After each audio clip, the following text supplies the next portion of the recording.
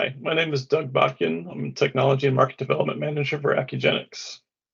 Hi, I'm Duncan Barlow. I'm Technology and Market Development Manager for Accugenix in Europe.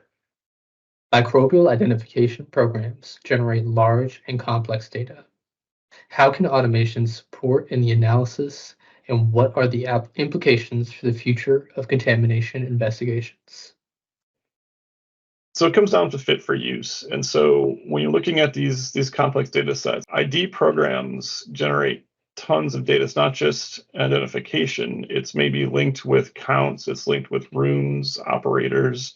And so when you're analyzing this data holistically, you need systems that are designed to do this. And Excel is not designed to do this. And so these other validated systems out there with our tracking and trending and the customer web portal with Accugenix, it's designed to do that, and it does it quite well. You can generate any number of figures or tables to look at your data quickly, and it's always there. There's no transcription.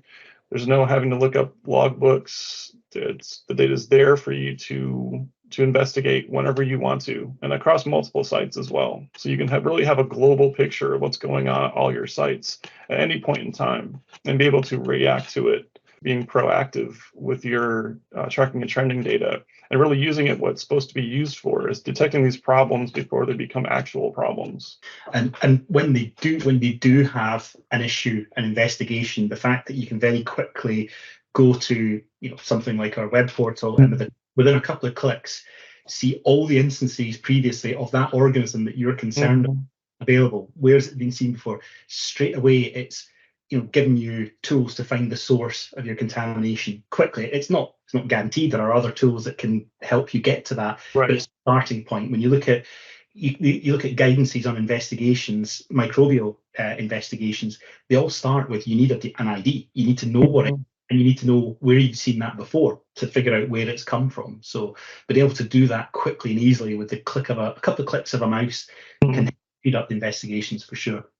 Yeah, exactly. And investigations can't start until you have an ID, and a species level ID at that, because you don't know where to look. You don't know anything about the organism. You can't write a risk assessment if you don't know the species you're dealing with.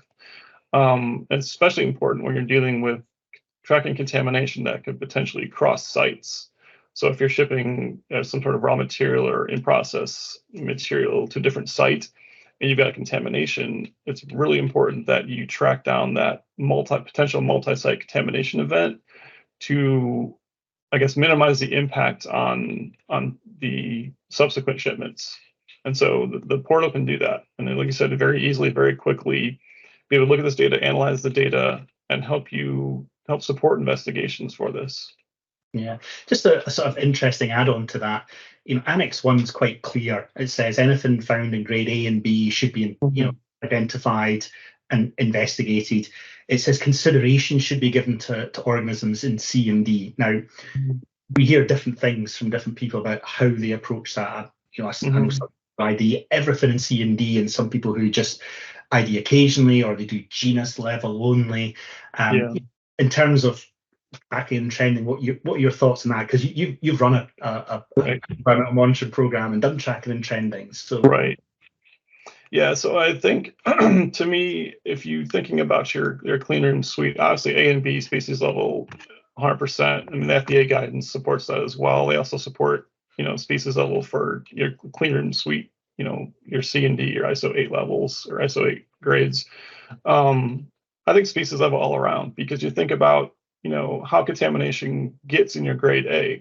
It doesn't just appear there. It tracks through maybe your warehouse, your common areas, your grade D, goes through your grade C and D areas. And so when you're tracking contamination event, and you have a species level ID in your grade B, you don't want to be looking through genus level IDs in your C and D, because you may have 10 or 15 areas to look at over time. If you have species level IDs in your C and D areas, maybe your investigation gets narrowed down to 2 or 3 areas. So it can really speed up the investigation closure time.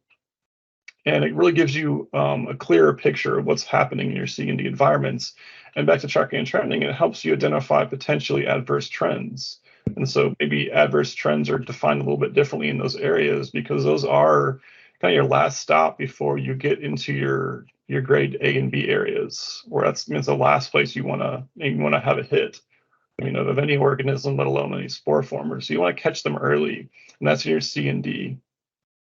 Yeah, you touched on spore formers there. I know that the Bacillus genus, there's a lot of different species in the Bacillus genus, and if you just got a genus level idea of Bacillus, there could be anything happening within that data set, which is masked by Bacillus. There's all sorts of things happening in there. So I guess that would lead on maybe a further conversation at another time where we talk about the accuracy of IDs as well. So right. Yeah, exactly. Yeah. Bacillus is one of the most common spore formers you're going to see, the Bacillus genus, in any manufacturing, actually anywhere in your house, in non-sterile sites, sterile sites, aseptic processing facilities. So definitely getting species level with that is possible. That may be a separate conversation. Yeah, a much longer, more in-depth conversation. Right, exactly, right.